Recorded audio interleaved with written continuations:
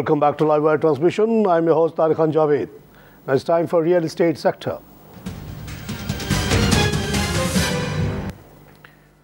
नाज़रीन, जो भी आदमी सेव करता है उसके पास तीन रास्ते होते हैं इन्वेस्टमेंट के। एक है प्रॉपर्टी, जो कि ज़ाहिर हर आदमी को करना ही चाहिए, और हम लोग ये रेकमेंड करते हैं कि आपको 1/3 कम से कम प्रॉपर्टी पे रखना चाहिए, कि सॉलिड चीज़ होती है, और वैसे भी हर आदमी को एक घर और तो चाहिए ही होता है।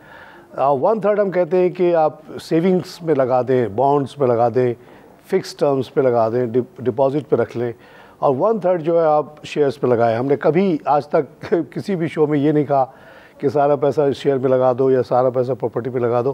प्रॉपर्टी की अच्छाइयाँ भी हैं, बुराइयाँ भी हैं। बुराइयाँ ये है कि उसको सेल करने में बड़ी मुश्किलात होती हैं, मुश्किल होता है, जबकि जो शेयर्स है आप जब चाहे एक पीरियड में ख़रीद भी सकते हैं, बेच भी सकते हैं।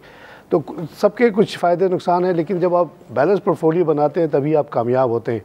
जो लोग किसी भी एक तरफ बहुत ज़्यादा चले जाते हैं उनको प्रॉब्लम आती है। तो आज हम बात करेंगे कि किस तरह से आप अपने इन्वेस्टमेंट का, प्रॉपर्टी में इन्वेस्टमेंट को बेस्ट तरीके से कर सकते हैं।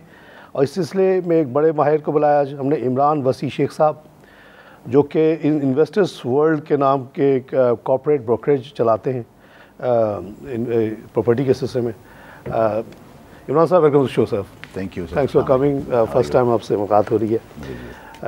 आपका बड़ा वसी तजुर्बा है। मेरी एक यहाँ पे समझ ली कि अंधों में काना राजा कह लें, जो कह लें। मैं 25-26 साल बैंकिंग करके जब आया यहाँ, तो मुझे बताया गया कि स्टॉक मार्केट को तो जुआ खाना समझा जाता है, जबकि दुनिया में हर आदमी स्टॉक से ही ज़्यादा रिटर्न लेता है। तो उस इम्प्रेशन को डिस्पेल करने की मैंने बड़ी कोशिश की। काफ़ी लोग मेरी बात सुनते भी हैं, मगर हमेशा मैंने ये कहा कि 1/3 आपकी प्रॉपर्टी में भी होना बहुत ज़रूरी है। हर आदमी को एक घर तो चाहिए ही चाहिए। अब एक आम आदमी जो सैलरीड क्लास है कितना कमाता है, एक बड़े मुश्किल से एक प्रॉपर्टी घर बनाता है। बाकी हम कहते हैं कि किचन चलाने के लिए भी तो आपको चाहिए ना, खाली घर में रहने से तो नहीं होगा। उसके लिए शेयर्स हैं, डिपॉजिट के है। आप प्रॉपर्टी के बारे में बताइए कि किसी के पास अगर पैसा हो तो प्रॉपर्टी में कैसे लगाए कि उसको ज़्यादा से ज़्यादा रिटर्न और अच्छा फ़ायदा हो।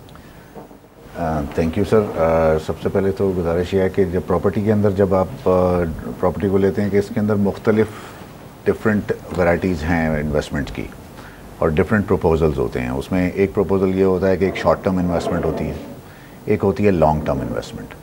तो it all depend on the investor. देखें, स्टॉक के अंदर इन्वेस्टमेंट करने के लिए you have to be very particular as far as the all information of that particular company is concerned, and that is not very easy for everybody, and वो हर आदमी वो उसको नहीं अचीव कर सकता, नहीं ले सकता। तो हमारा और स्टॉक प्रॉपर्टी वालों का एक ऐसे क्लैश चलता रहता है कि आपस में कि हम अब उस तरफ डाइवर्ट करने की कोशिश करते हैं अपनी मार्केटिंग के ज़रिए, और स्टॉक वाले अपनी तरफ। And it's a healthy competition I think, और ये होना चाहिए। लेकिन शॉर्ट टर्म प्रॉपर्टी के अंदर लिहाज से जहाँ कह रहे थे कि देखें, हर इन्वेस्टर की अपनी एक सर्टन कैपेसिटी होती है कि उसके अंदर जाके वो उसको उस इन्वेस्टमेंट को किस लिहाज से इन्वेस्टमेंट करता है।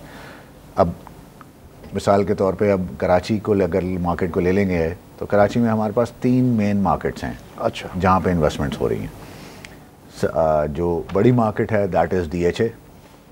अच्छा, ये जो जमशोरों के पास है? नहीं, DHA। अच्छा, यहाँ की बात कर रहे हैं, फेज 8 तक। यहाँ ज़रा वॉल्यूम थोड़ा सा ज़रा जो इन्वेस्टमेंट का है वो हाई है, तो यहाँ एक बड़ा इन्वेस्टर वो अपने आप को एडजस्ट कर लेता है। और उसके बाद DHA सिटी है एंड बहरिया, 3 बड़े हैं इस वक्त। अब बहरिया के अंदर चूँकि वो उन्होंने मासेस को कैटर किया है, छोटे इन्वेस्टर को, छोटे बंदे को भी उसके अंदर वो मतलब जिसके पास 25 लाख 30 लाख रुपए हैं, या वो 15-20 लाख रुपए लेके इनिशियल इन्वेस्टमेंट करके 2 4 6 8 इन्वेस्टमेंट उसकी इंस्टॉलमेंट्स पे हुई हैं, तो उसको वो ख़रीद लेता है, और उसके बाद हर 3 महीने के बाद उसको 90,000 रुपये देने हैं, मतलब 1,000 रुपये दिन का उसने अपना बचत करनी है। तो इस तरह की इन्वेस्टमेंट्स जब मौजूद आ जाती हैं तो फिर उसके बाद अब उसमें भी ये है कि अब आपने 3 महीने 2-4 महीने के लिए प्रॉपर्टी लेनी है या लॉन्ग टर्म लेनी है। लॉन्ग टर्म के अंदर आपको उसका बेनिफिट ज़्यादा है, जो कि ग्राफ हमें बताता है प्रॉपर्टी का पिछले कई सालों से, कि अगर आप इन्वेस्टमेंट करते हैं प्रॉपर्टी में तो लॉन्ग लॉन्ग टर्म टर्म क्या बढ़ाते हैं? 2 साल, 4 साल, 5 साल, 20 साल? Minimum 5 years. अच्छा, लॉन्ग जितना भी जितनी आपकी टेंडेंसी है, जितनी आपकी कैपेसिटी है। तो 5 साल के अंदर प्रॉपर्टी के अंदर यह है कि 5 साल में आपके पैसे डबल हो जाना चाहिए। लेकिन यहाँ की मार्केट, कराची की मार्केट, मैं समझता हूँ इस वक्त पूरी दुनिया में जितना एप्रिसिएशन प्राइसेस का कराची में आया है पिछले 10 सालों में, मैं नहीं समझता, मैंने अपनी तारीख में कहीं नहीं देखा कि कहीं भी नहीं, पूरी दुनिया में नहीं, पूरी दुनिया में कहीं नहीं बढ़ी होगी। तो ये this a very good market. दूसरा, मैं आपसे काफ़ी बड़ा हूँ। जब मैं 1980 में गल्फ़ गया जी जी, तो मेरी तकरीबन 50,000 रुपये महीने की सेविंग थी। Right sir. उस वक्त इमरान साहब डिफेंस फेज़ 8 है ना, पानी में था ज़्यादा, तो इलाका वो नक्शे में रहा, पानी जगह जगह पानी, बहुत दूर एक मज़ार था, मोटरसाइकिल पे जा सकते थे। जी जी। 1 लाख रुपए की 1000 गज मिलता था। जी। इन थ्योरी मैं हर दूसरे महीने एक प्लॉट पकड़ सकता था। आज 15 से 18 करोड़ का हो गया। 1,80,000 से लेकर अब तक 18 करोड़ का हो गया। 18 करोड़, 15 इतनी एप्रिसिएशन दुनिया में कहीं नहीं हुई, कहीं नहीं हुई है।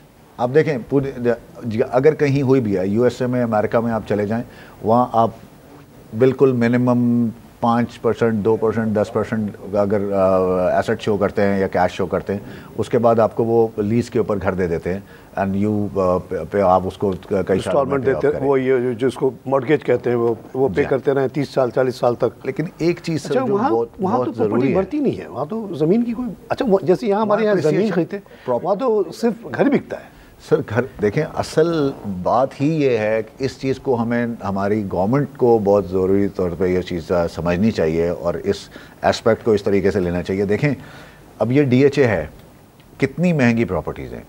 2000 गज का प्लॉट है जो 4 कनाल हम जैसे कहते हैं, पंजाब के अंदर भी मेरा ऑफिस है तो वहाँ के भी इसको थोड़ा सा समझ लें। अच्छा सर, आप जो एडवाइस दे रहे हैं ना, ऐसा लग रहा है कि हम कराची सेंट्रिक बात कर रहे हैं। हाँ जी, थोड़ी सी लाहौर वाले की भी बताइएगा। चलिए अभी कराची को। जी सर, बिल्कुल। बड़ी मार्केट मैं वही बात कर रहा हूँ कि ये 2000 गज का प्लॉट है और कितने प्लॉट हैं इस वक्त पिछले 16, 17, 18 साल से ये डेड इन्वेस्टमेंट है, लोगों ने छोड़ा हुआ है। बिल्कुल देखें, आप एक प्रॉपर्टी खरीद रहे हैं और प्रॉपर्टी खरीदने के बाद उसको अपने पास अपने रखना है 18-20 करोड़ 20 करोड़ रुपए, it's a lot of money एक आम आदमी के लिए। वो आदमी, एक आम आदमी ये सोच भी नहीं, पूरी ज़िंदगी की जमा पूंजी भी नहीं होती उसकी, वो कितनी थोड़ी सी होती है। लेकिन ये इन्वेस्टमेंट इतना बड़ा चंक हमारी एसेट्स का जो हमारे इकोनॉमी का है, वो एक डेड इन्वेस्टमेंट में जा रहा है। ऐसी जगह इन्वेस्ट हो रहा है जहाँ कंस्ट्रक्शन अलाउ नहीं है। पूरी दुनिया के अंदर GDP उस कंट्रोल जो देखा जाता है वो इससे देखा जाता है कि कितने घर बने और कितने घर यूटिलाइज हुए। जितने ज़्यादा घर बनेंगे उतनी ज़्यादा लेबर आपकी काम में आएगी, उतने ज़्यादा हर चीज़ें बिकेंगी। और डायरेक्टली इनडायरेक्टली 222 इंडस्ट्रीज़ हैं जो हमारे मुल्क की जो रिलेटेड हैं इसके साथ। जो घर के अंदर एक चीज़ लग रही है, नल लगना है, पाइप लगना है, हर चीज़ लग रही है। तो ये इकोनॉमिक एक्टिविटी का रिवाइवल आपके घर बनने से होता है। अब हमारे यहाँ प्रॉब्लम क्या है कि हम लोग अभी लोग चांद पे पहुँच गए हैं, हम सुई में धागा डाल रहे हैं। अब उसकी मिसाल क्या है यहाँ पे कि हमारे उनके अंदर जब दुनिया का 7वां बड़ा सिटी आप होल्ड करते हैं, उसको चला रहे हैं। Karachi is supposed to be the 7th biggest city in the world. और अच्छा, 7 बड़ा मैजिक नंबर है पाकिस्तान के लिए। जहाँ 7 बिगेस्ट ये 7 बिगेस्ट मिलिट्री भी हमारी है, 7th न्यूक्लियर पावर भी हम है माशाल्लाह, और 7th लार्जेस्ट पॉपुलेशन में भी मेरा ख्याल में है। तो 7 is a very magic number, is a very magical word. अच्छा सर, अब उसमें ये सारी चीज़ों को देखते हुए हमें, हमारी गवर्नमेंट को कुछ इस तरह के स्टेप्स लेने चाहिए कि ये जो इन्वेस्टमेंट जो कि हम डेड इन्वेस्टमेंट के तौर पे करें। अब जो कोर्ट नॉन यूटिलाइजेशन फीस लगती है, इस पे नहीं लगता। NUF लगता है सर, लगता है। और आप कह रहे हैं कि वहाँ कंस्ट्रक्शन ही जब अलाउड नहीं है तो NUF की लगेगा। जहाँ कंस्ट्रक्शन अलाउ है वहाँ 6 महीने की उन्होंने कंपनसेशन दी हुई है, 6 महीने के बाद लगता है। इसी तरह बैरिया के अंदर एक ये है कि वो उसमें वो सरचार्ज लगा देते हैं अगर आप इंस्टॉलमेंट ना पे करें। तो अब ये सारी चीज़ें, छोटी छोटी चीज़ें, ये तो माइनर हैं। असल चीज़ जो पॉइंट की तरफ मैं आना चाह रहा हूँ वो ये है कि हमने ये देखना है कि हमारा इकोनॉमिक रिवाइवल का जो सर्कल है, जो टायर है, वो किस तरह चले। जी, ये गवर्नमेंट को देखना है। बहरिया में तो कंस्ट्रक्शन हो रही है, वहाँ तो बहुत तेज़ी से हो रही है सर। देखें अब इस अच्छा, अभी जो आपने 3 जगह बताया, ये तो आम आदमी भूल जाए, ये डिफेंस को तो भूल जाए। मैं ख्याल में 200 गज का भी नहीं ले सकता प्लॉट 200 गज भी 2.5-3 करोड़ रुपए का बताइए, इतनी बड़ी, ऐसी हम करोड़ की बात करें जैसे कुछ हज़ार की बात हो रही है।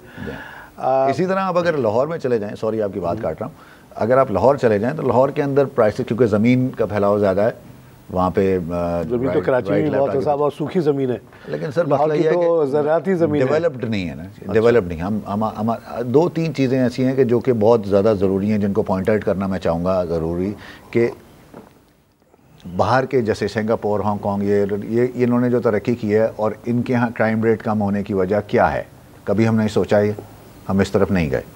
उसकी वजह यह है कि जितने भी लोग जो लेबर क्लास है, उस लेबर क्लास को गवर्नमेंट एकोमोडेशन बना के प्रोवाइड करती है अपने रेट। यस, ठीक है सर।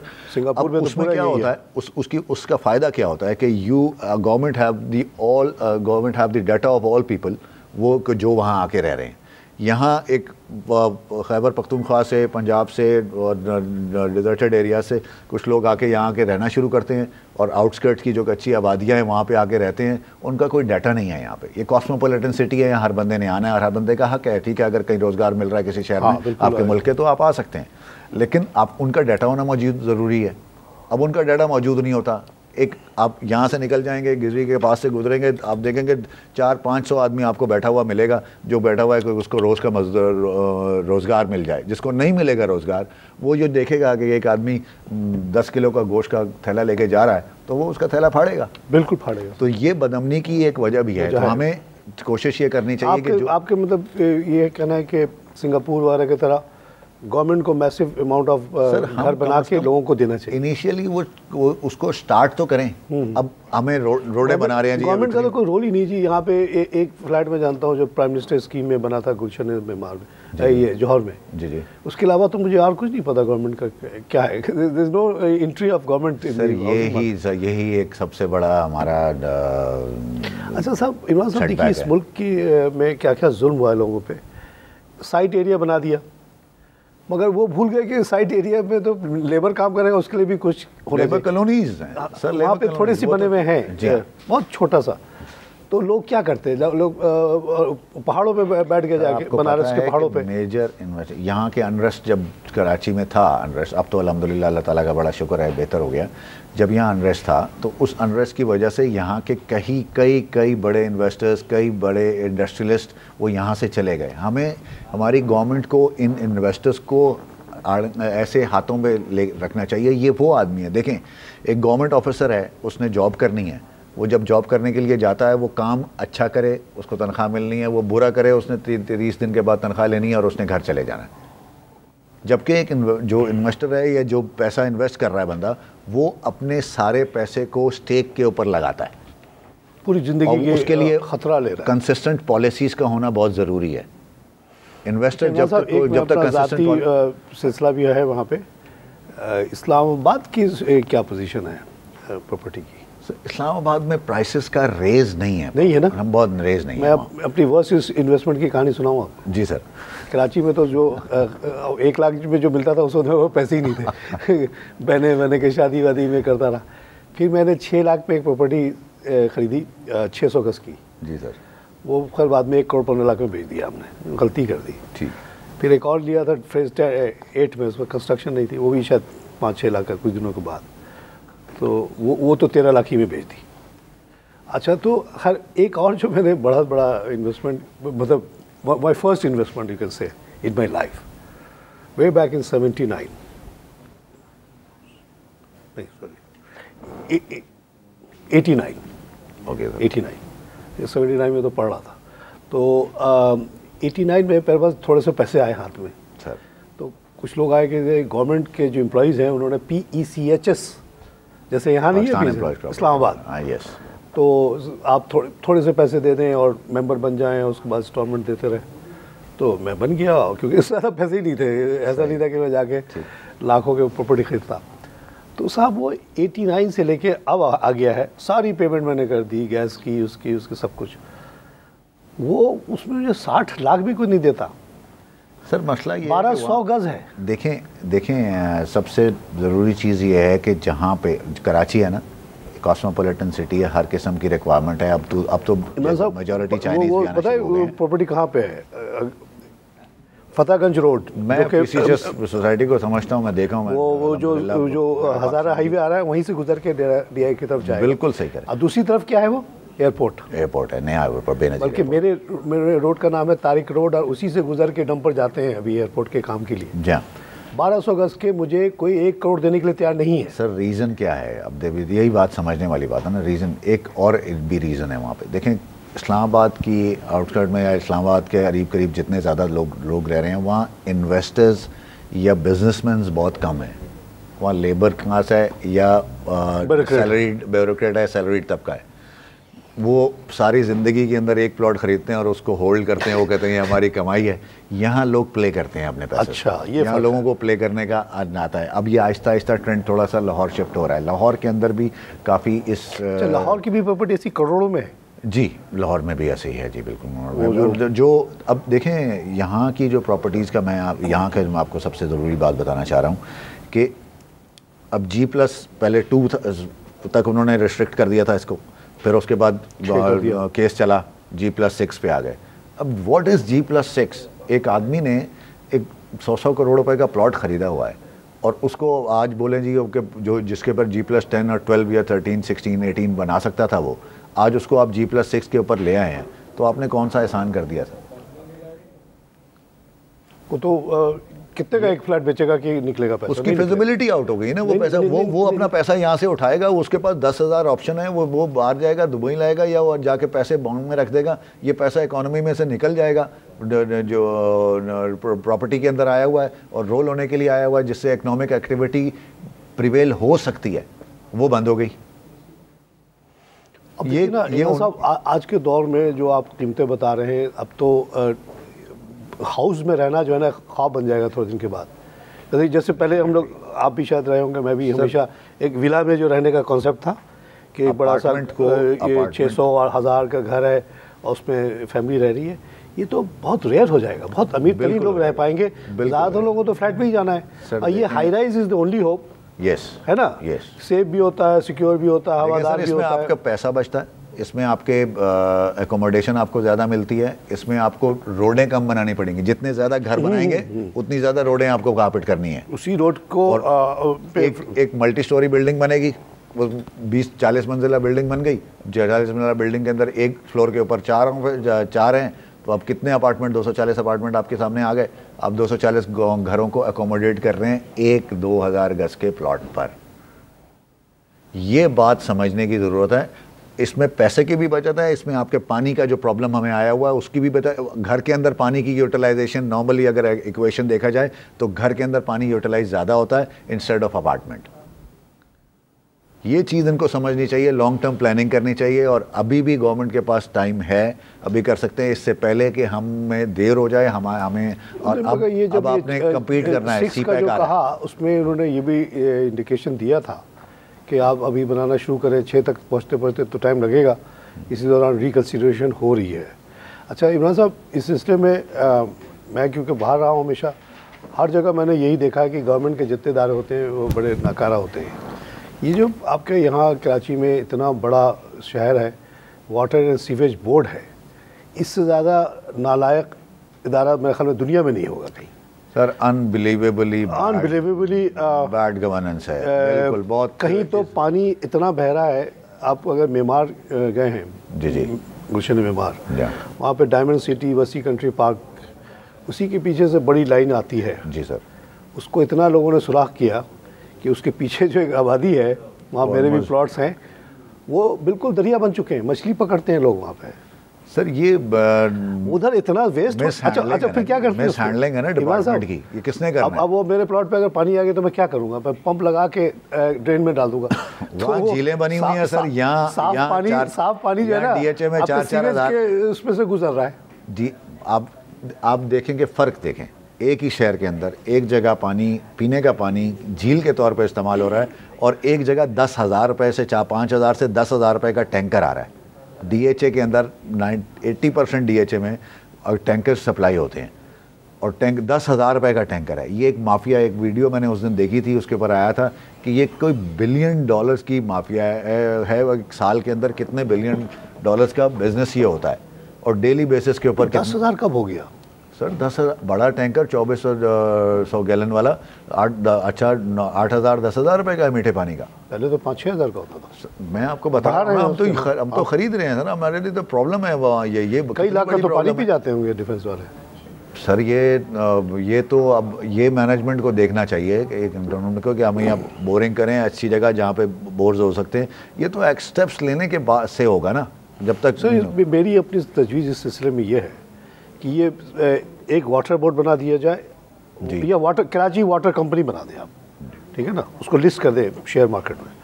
एक कराची सीवेज कंपनी। सर मैं आपको एक बात बताऊं, 2 अलग अलग डिपार्टमेंट्स हों। मेरा अपना जाती एक ओपिनियन है, मेरे ख्याल में, मैं समझता हूँ ऐसा हो नहीं हो पता नहीं, लेकिन मेरा ये ख्याल है कि थोड़े दिनों में ये काम भी किसी चीनी कंपनी को देखिए कचरा तो अब आपका। अच्छा मेरी तजवीज़ ये है कि क्योंकि मैं बैंकर रहा हूँ और हम स्टॉक मार्केट से हमारा बड़ा करीबी वो होता है, तो हर चीज़ को हम उसी हिसाब से सोचते हैं, ना इमरान का, ना तारिक का, ना चाइना का, ना पाकिस्तान का।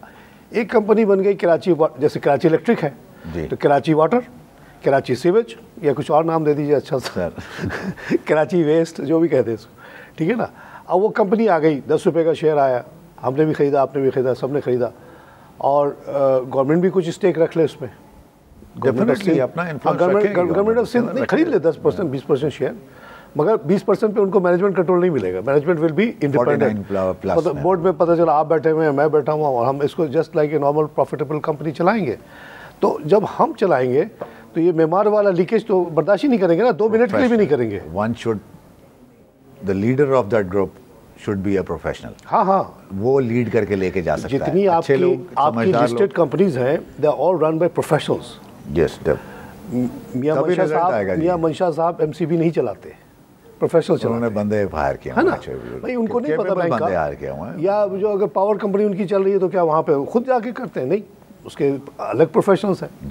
तो ये जो कंपनी बनेगी वो वाटर का कोई प्रोफेशनल आएगा, दुनिया से उठा के लाएंगे। अभी स्टॉक एक्सचेंज में देखिए ना, इंटरनेशनल इंसान को लेकर आए, बड़ी अच्छी तनख्वाह पे लेकर आए। जी हाँ बिल्कुल।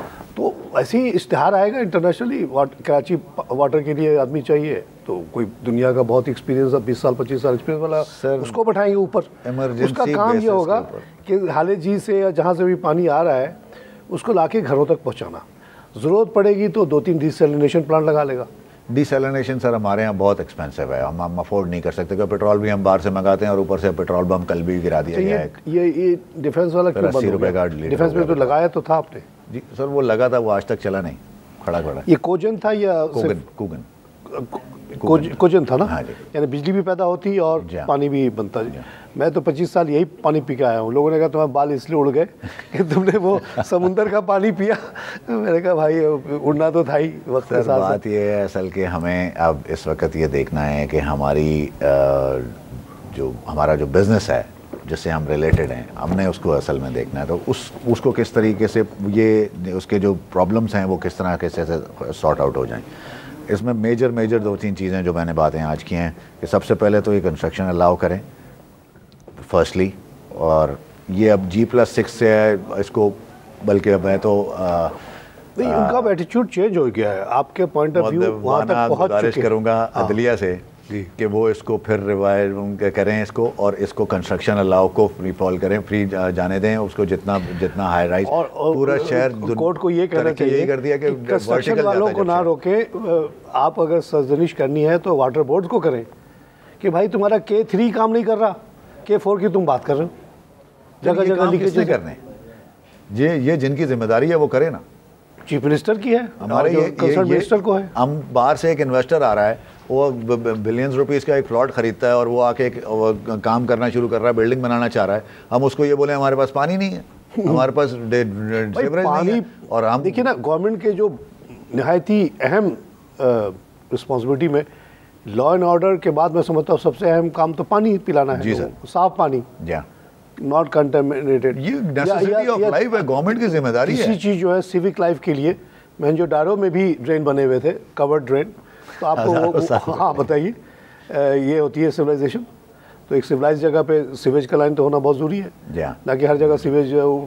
तो ये 2-3 चीज़ें तो निहायत ही अगर आप इमरजेंसी बेसिस के ऊपर गवर्नमेंट को इसके ऊपर एक्शन लेना चाहिए, इसका एक प्लान बनाएं, हम लोगों को उसका हिस्सा बनाएं, वो लोग जो बिल्डर्स हैं, आबाद वाले हैं, उनको उसका हिस्सा बनाएं। ये लोग बेचारे क्या किस चीज़ के ऊपर लगे हुए हैं। जो आखिरी हियरिंग हुई थी उसमें सीएम को भी तो बुलाया था, उसने माना कि मेरी गलती है। सर अब एडमिट भी कर रहे हैं, तो अब इसके ऊपर कुछ एक्शन काम भी करें ना, एक्शन लें। सबसे पहले तो जाके वो डायमंड सिटी वाला पानी बंद करें चीफ मिनिस्टर साहब।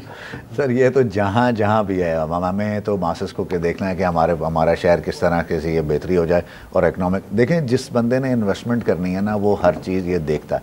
सबसे आसान, बाहर से एक आदमी आया कई साल लेके, अब पैसा लेके, अब बाहर से कुछ हालात चेंज हो रहे हैं, तो अब लोगों ने आना है। अब आगे ये एमनेस्टी की आवाज़ें आ रही हैं कि एमनेस्टी आने वाली है। अगर ये एमनेस्टी वाकई इसके ऊपर सही तरीके से अमल दरामद हो गया तो बहुत पैसा आना है। चाइनीज़ बहुत पैसा लेके आ रहे हैं, इस पैसे को आपने यूटिलाइज़ करना है प्रॉपर्ली। तो उस पैसे को प्रॉपर्ली यूटिलाइज़ करने के लिए आपको कुछ सही स्कीमें और लॉन्ग टर्म स्कीम्स देनी पड़ेंगी और कंसिस्टेंट पॉलिसीज़ के साथ देनी पड़ेंगी। क्योंकि गोरा ये नहीं देखेगा कि अभी ये पॉलिसी थी, नई गवर्नमेंट आई, उसने जी ये पिछली गवर्नमेंट ने ये दी थी, ये पॉलिसी चेंज हो गई, वो 1, 2, 4, 5 साल के लिए आप समझेंगे कि ये आगे हमारे पास इन्वेस्टमेंट हो गई। अगर उसको यहाँ पे अच्छा एनवायरनमेंट नहीं मिलेगा, ही विल मूव।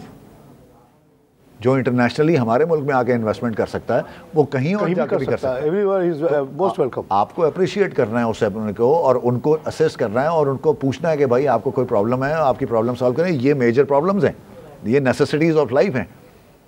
उन्होंने आके वो अब गवादर के अंदर जिस तरीके से काम हो रहा है, जैसे चल रहा है शहर, अब आहिस्ता आहिस्ता लोगों का उस तरफ ट्रेंड बनता जा रहा है। लोग उधर में इन्वेस्टमेंट भी करेंगे, काम भी होगा, काम शुरू होगा, पोर्ट ने काम शुरू कर दिया। ये एक बहुत अच्छा स्टेप है। अब इस इकनॉमिक एक्टिविटी के रिवाइवल के अंदर किसी किस्म के रोड़े नहीं अटकने चाहिए, मेरी वो दारी। इसको सीधा सीधा लेके चलें, और जितनी फैसिलिटीज़ हम उनको प्रोवाइड कर सकते हैं, क्योंकि वो एक इन्वेस्टमेंट ला रहे हैं। उस इन्वेस्टमेंट से आपके मुल्क ने फ्लरिश करना है। अच्छा सर, इस पे एक बात बोलूँ, जब मैं बाहर था तो मेरे बहुत सारे दोस्तों को बहुत बड़ा नुकसान हुआ गवादर में। वो जाली स्कीमें आ गई। 2007 की बात कर रहे हो, शौकत अजीज़, 2005-2007। हाँ, शौकत अजीज़ साहब थे प्राइम मिनिस्टर। तो हम लोग वहाँ डाउनवर्ड पढ़ते थे, अखबार पढ़ते थे पाकिस्तानी। पाकिस्तान तो पाकिस्तानी ही होता है, कहीं भी चला जाए उसको सुबह को उठ के डाउन पढ़ना ज़रूरी है, या कोई भी पाकिस्तानी अखबार। तो सर उसमें इतने खूबसूरत इश्तहारात आते थे, अखबार को रोक के ना, एकदम ग्रीन ग्रीन, ऐसा लगता था कोई जन्नत की तस्वीर आ गई सर। और ये सिंगापुर की तस्वीर, न्यूयॉर्क की तस्वीरें लगी हुई है sir. That was too early. 2005 तो नुकसान तो हो गया लोगों का। नहीं सर, देखें वो प्रोजेक्ट का जिक्र भी नहीं है, अब कहीं गायब हो गए। अब उनको जाके वेरीफाई करें, नहीं है तो जाके वहाँ डीसी से जाके मिलें। मैं समझता हूँ कि ये पाकिस्तान का क्या, दुनिया के बड़ा फ्रॉड में से एक था। कई ग्वादर बूम। अब देखें सर, जो आदमी, मैं जाती तो मैंने अपने एक उस्ताद से एक चीज़ सीखी, उन्होंने बताया कि जहाँ आपका पैर पड़ता है ना, वहाँ पैसे लगाओ। अच्छा, दूर से बैठ के नहीं लगाओ। मेरा एक इन्वेस्टर था, मैं बड़ी अच्छी अच्छा, हमारे ये दोस्त थे, इतने काहिल थे कि वो कभी गए भी नहीं गवादर सर। ये खाली इश्तहार देख के उन्होंने, ये देखें, ये नेग्लिजेंसी है उस आदमी की। आप अपना पैसा लगा रहे हैं, अपनी बचत की हुए, अपनी मेहनत की कमाई है आपने लगाई। वो मुझे कहते थे यार सेव करना, तुमको तो ट्रैवलिंग का बड़ा शौक है। तो 2007 में मैं आया तो मैं गया गवादर, मैंने कहा कहाँ लोगों का पैसा। अच्छा, वो जो स्कीम्स थी ना, वो किसी एजेंसी वाले को दिखाया कि भाई ये, तो हंसने लगा, कहता था ये है ही नहीं सारे, जब जाली है। फिर भी मैंने कहा यार तुम मुझे वहाँ लेके तो चलो, जो भी इंडिकेटेड लोकेशन है। वहाँ गए तो 1-2 तख्ती उख्ती लगी हुई है, कुछ भी नहीं, और करोड़ों लोगों ने एनओसीज लेके रख ली। वो आज आके इम्प्लीमेंटेशन के ऊपर आ रही हैं।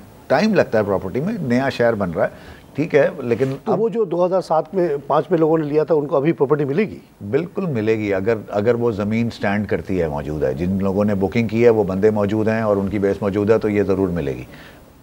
डॉक्यूमेंटेशन की वेरिफिकेशन होगी। अब जो सारा काम हुआ है गवादर के अंदर, उसके अंदर हमारे आर्म फोर्सेस ने बड़ा अच्छा, इन्वॉल्व ही नहीं था ना जी। किसी ने भी एक नाम लगा के, तख्ती लगा के, अखबारों में इश्तहार करके ये प्लॉट भेज दिया। ये नेग्लिजेंसी है इन्वेस्टर की। अगर उसने बगैर तहकीक किए पैसे लगाए हैं तो उसका तो अच्छा। 2007 में गया तहकीक करने के लिए जी। तो क्या देखा मैंने, खाली खुला मैदान। आपको खुले मैदान पे नहीं जाना चाहिए था, आपको गवादर डेवलपमेंट अथॉरिटी के पास जाना चाहिए था कि भाई ये सोसाइटी है, हमने लिया है, क्या ये रजिस्टर्ड है? अगर वो रजिस्टर्ड नहीं है then you are real estate agencies के पास गया और उन्होंने कहा उनके पास पूरा नक्शा था, नॉट द अथॉरिटी, तो पूरा नक्शा था और कहने का अच्छा, उससे पहले तो हंसता रहा कि यार ये है ही नहीं, फिर दूर दूर इलाकों में बता रहा है कि इधर एयरपोर्ट बनने वाला है, उसके पीछे है ये सोसाइटी, किसी ने ऐसी ज़मीन डीसी से ले लिया होगा, वो तो फ्री था तकरीबन, और उस पर ऐलान करके कराची में दे इश्तिहार, दुबई में बाहर दे इश्तिहार, पैसा पीट लिया लोगों ने। सर बिल्कुल नहीं है, कुछ लोगों ने इसका बहुत फ़ायदा उठाया और अब उसकी वजह से कहते हैं कि वंस बीटन ट्वाइस शाई वाली बात है। आज हमको वहाँ, मैं अभी ईद पे गया था फैमिली के साथ, तो उसकी कहानी सुनाऊँ। वो जो चाइना का फ्री टोड या क्या बन रहा है और जो एग्जीबिशन वगैरह की बात हो रही है, वो पता नहीं किधर था, मुझे तो रोड पे नज़र नहीं आया। सही है जी। वो जो गवादर एयरपोर्ट जाते हुए पीसी जाते हुए रास्ते में जो एयरपोर्ट रोड है, उसके लेफ्ट साइड जो है that area has been taken by China, और वो उधर डेवलपमेंट कर रहे हैं। चाइना, आपको एक और बात बताऊँ कि उन इलाकों में उस इलाके में, गवादर के उस इलाके के अंदर जो चाइना ने एक्वायर किया है, उस इलाके के अंदर वो बिल्डिंगें बना के उनकी प्रमोशंस कर रहे हैं और वो सेल भी कर रहे हैं। तो काम हो रहा है। आपको अच्छा, हम लोग गए, लेना चाहिए, सीधे ऊपर पहुंच गए बुरजान होटल में, पता चला पूरी कोई हमारे अलावा का गेस्ट ही नहीं था। 5,000 रुपये उससे लिए, लेकिन गेस्ट नहीं था तो हमें खौफ आया। तो हम अच्छा नीचे उतरे तो रात को हमने कहा चलो शहर का भी तो मज़ा लेना, ऊपर तो बैठे हुए दुनिया से अलग। तो वो तो बिल्कुल ही संगू लेन लग रहा था, जैसे जारी का संगू छोटा सा शहर है, बहुत छोटा सा शहर है, गुर्बत, बिल्कुल नो लाइट्स, बिजली ईरान से आ रही है वहाँ पे। तो बहरहाल आपका भी मशवरा यही है कि जो छोटे इन्वेस्टर्स ही को ज़्यादा फिक्र होती है, बड़े तो खैर छोटे इन्वेस्टर सर कराची के अंदर अगर काम करना, देखें KDA के अंदर अगर हम जाते हैं तो वहाँ फाइलों का ज़रा प्रॉब्लम है लोगों को, उनको क्रॉस चेक करना, देखना, it is not that easy. DHA इस मामले में बहुत अच्छा है कि आपने कोई चीज़ ली है 50 साल में भी आप अपने ही प्लॉट पे DHA से परमिशन के बगैर ईंट नहीं लगा सकते, तो यू आर सेफ। ये इसी वजह से यहाँ पे रेट प्राइसेस भी बहुत तेज़ी से शूट की। अब बहरिया और DHA सिटी, ये दो ऑप्शन। लीज तो नहीं दे रहा सर, बहरिया लीज नहीं दे रहा, वो अब ये उनके मैटर्स हैं, क्योंकि उसके अंदर कुछ मुझे तो बहुत खौफ जगह ली जाए। सर खौफ क्या है, देखें जब बन गई है जगह, उन्होंने बना दिया है, स्टेट ऑफ द आर्ट एक चीज़ बनाई है और डिलीवर कर दिया उन्होंने, तो अपनी एक सर्टेन प्राइस में बेचा। मैं काफ़ी दिनों से मैं भी इन्वेस्टमेंट कर रहा हूँ, जब तक DC ऑफिस नहीं जाता। अभी आपने भी यही बात कही जी जी जी ग्वादर सिलसिले में कि आपको DC ऑफिस जाना चाहिए। जी हाँ। तो मैं भी जब तक DC ऑफिस, कलेक्टर ऑफिस में जाकर नहीं बात कर जा रहे हैं, सीइंग इज बिलीविंग, आपको नज़र आ रही है, वो नज़र आ रही है, लेकिन फिर भी मेरी कुछ फ्लैट्स हैं मेरे नाम पर लीज है, वो कब्जे में, मौलवियों ने कब्जा किया हुआ है। तो सीइंग इज बिलीविंग क्या होता है, यहाँ तो डंडे के पे चलता है। लेकिन DC ऑफिस, रजिस्ट्रार ऑफिस पे जब जाके मैं साइन करता हूँ तब मुझे तशफ़ी होती है। इमरान साहब कोई लेटर दे दें, मंशा साहब कोई लेटर दे दें, उस पर नहीं करता। हाँ सर, वो अथॉरिटी, देखें कंसर्न अथॉरिटी से आपका अगर कंसर्न रहेगा और वो आपको कोई रिटन एविडेंस दे देते हैं तो दैट इज़ गुड, वो उसके ऊपर आप जाएँ, वो इन्वेस्टमेंट्स करें। और मैं समझता हूँ कि DHA city now it's getting better, अब मार्केट बेहतर हो गई है पहले से, और बहरिया के अंदर भी काम हो रहा है और DHA के अंदर भी काम हो रहा है।